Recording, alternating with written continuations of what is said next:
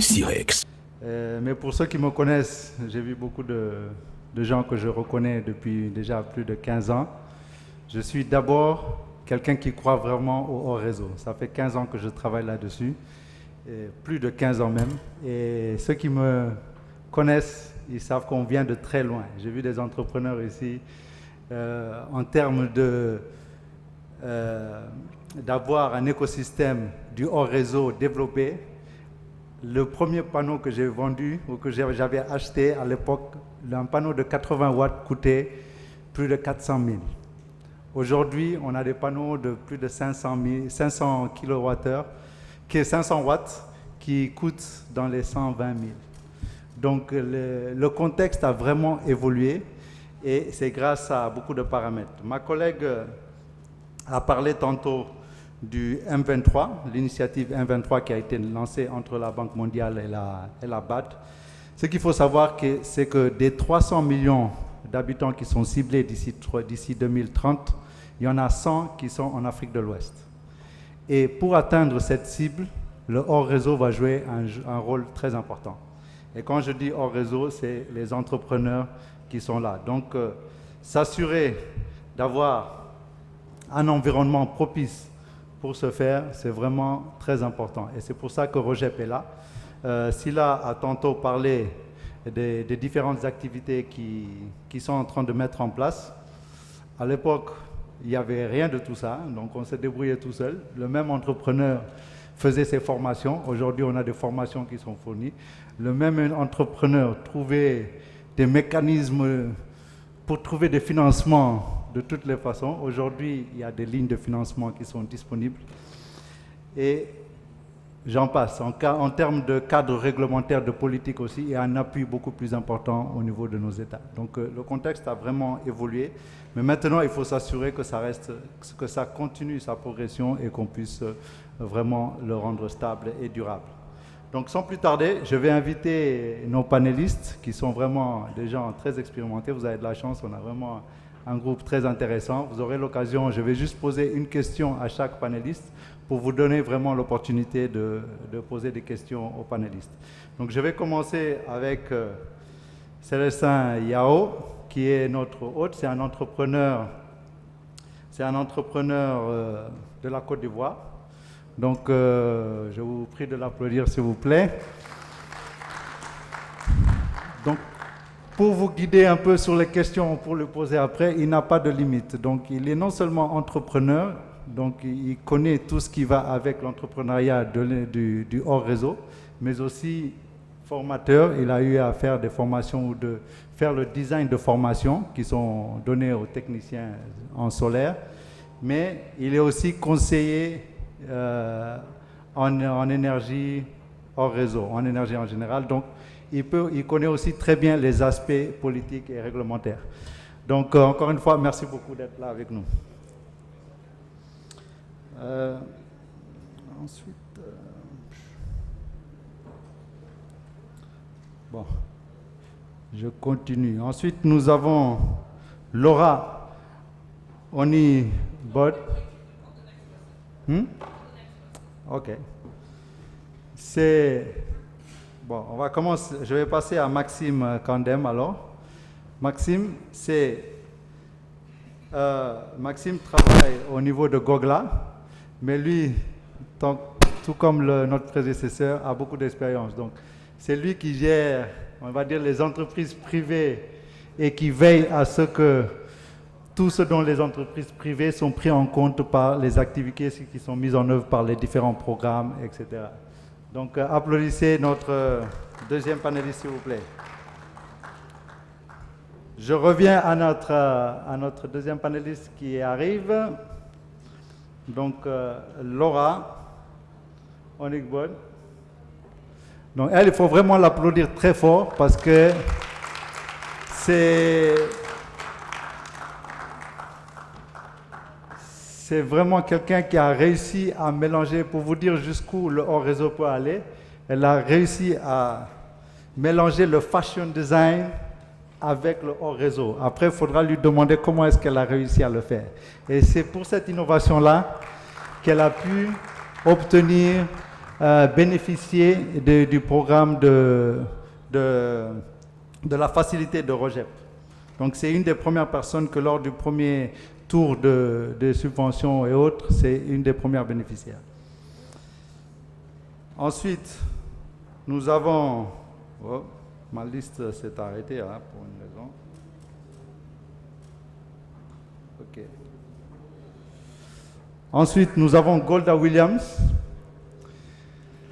Golda, s'il vous plaît, qui nous vient de la Sierra Leone aussi, entrepreneur aussi dans le domaine du hors réseau. C'est elle gère l'association des énergies renouvelables au niveau de la Sierra Leone. Mais elle a créé aussi, après il faudra lui poser la question des bénéfices, elle a créé aussi l'association des femmes dans les énergies renouvelables. Donc vraiment, il faut l'applaudir pour cette initiative. Et finalement, nous avons Claudio Mendes, qui nous vient du Cap-Vert, et qui lui aussi, bon, je dis Claudio, mais je dois dire professeur Claudio, parce que c'est un enseignant en même temps, très expérimenté dans le domaine du hors réseau et des énergies renouvelables en général et de l'efficacité énergétique. Donc, applaudissez, merci. Je vais commencer la première question pour notre premier panéliste. Donc, ma question va à l'endroit de Célestin Yao. Donc, l'objectif principal du ROGEP est d'établir un marché hors réseau durable dans la région. Avec toute votre expérience, que ce soit dans la gestion d'entreprises hors réseau, que ce soit dans vos actions d'améliorer le cadre réglementaire et politique, que ce soit dans les formations, que pourrez-vous identifier les facteurs clés nécessaires pour parvenir à un écosystème hors réseau durable et fournir quelques recommandations pour accélérer ce processus. Dans le cadre de ROGEP, vous avez entendu quelques activités. Il faut savoir que le projet ROGEP est assez dynamique, donc s'il y a des recommandations, on peut toujours trouver le moyen de les intégrer dans les activités de ROGEP. Merci.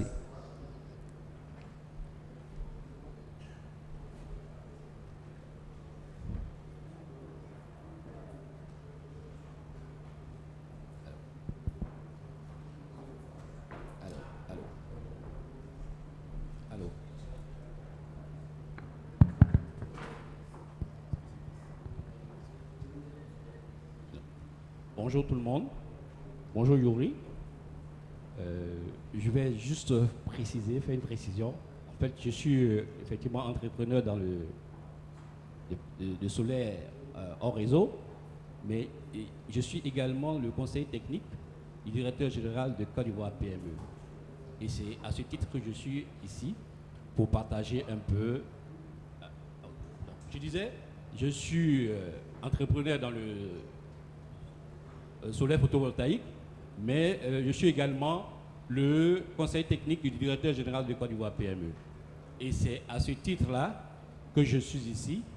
Et comme je suis aussi le premier intervenant, je vais dire le fameux Akwaba à tous les participants qui sont venus en dehors de notre pays, la Côte d'Ivoire. Soyez chez vous ici et prenons le temps d'échanger pour un écosystème du photovoltaïque assez durable.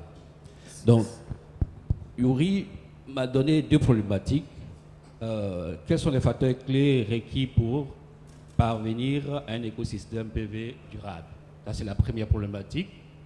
La deuxième, c'est mettre en évidence les différentes chaînes de valeur au sein de l'écosystème solaire hors réseau et le type de soutien requis pour créer un système favorable. Alors, ces deux questions, je vais y répondre à travers le prisme de Côte d'Ivoire PME. Alors, Côte d'Ivoire PME, c'est quoi? Côte d'Ivoire PME, c'est l'institution que l'État de Côte d'Ivoire a mise sur place pour accompagner les PME. Dans tout le cycle du promoteur, c'est-à-dire que du porteur du projet, de l'entrepreneur, la start-up, la PME, qui va même jusqu'à ETI. Donc, Côte d'Ivoire PME, c'est l'instrument que l'État de Côte d'Ivoire utilise pour accompagner les PME. Alors, c'était, pour ceux qui le savent, c'était l'agence pour Côte d'Ivoire PME, mais depuis avril 2022, c'est devenu Société d'État Côte d'Ivoire PME. Alors, nous intervenons à travers 4 axes stratégiques. Donc, l'amélioration du climat des affaires et favoriser la création formelle d'entreprises. Nous insistons sur le fait qu'il faut favoriser la création formelle d'entreprises, améliorer l'accès des entreprises au marché et au financement, renforcer les capacités techniques et managériales des entreprises et leur écosystème, développer la culture entrepreneuriale d'innovation. J'insiste sur ces 4 points parce qu'en réalité, pour moi, ils sont en ligne avec tout ce que la représentante, donc la Banque mondiale, a présenté. C'est des points essentiels pour nous, pour pouvoir donc accompagner tout l'écosystème des PME et qui est applicable aussi à la chaîne des valeurs donc, de l'énergie photovoltaïque hors réseau. Alors, donc comme je vous le disais, cette problématique, je vais la traiter du point de vue de Côte d'Ivoire PME, parce que nous pensons que comparativement à l'énergie traditionnelle, l'énergie photovoltaïque est un marché nouveau et qu'il faut combien de le traiter autrement que tous nos clients que nous avons dans l'écosystème des PME. Et donc, on a inventé, enfin, on est rentré dans une stratégie qu'on appelle Océan Bleu, que tout le monde connaît, et on s'est organisé en fonction des dispositions de cet Océan Bleu. Parce que les exigences de cet Océan Bleu, en fait, c'est un thème qui s'applique au marché nouveau qu'il faut stimuler. Ces marchés, généralement, ont besoin d'innovation.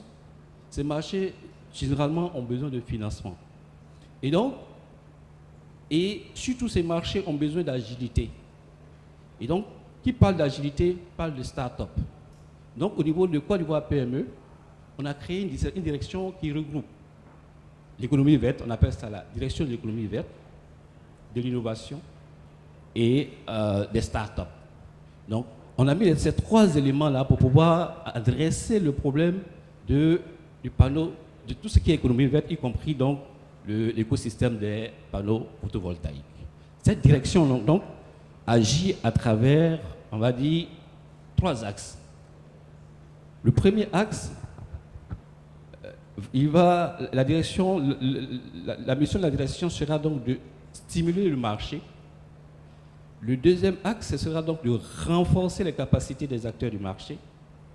Et le troisième axe, comme on a une mission régalienne, donc jouer sur l'écosystème pour faciliter donc le...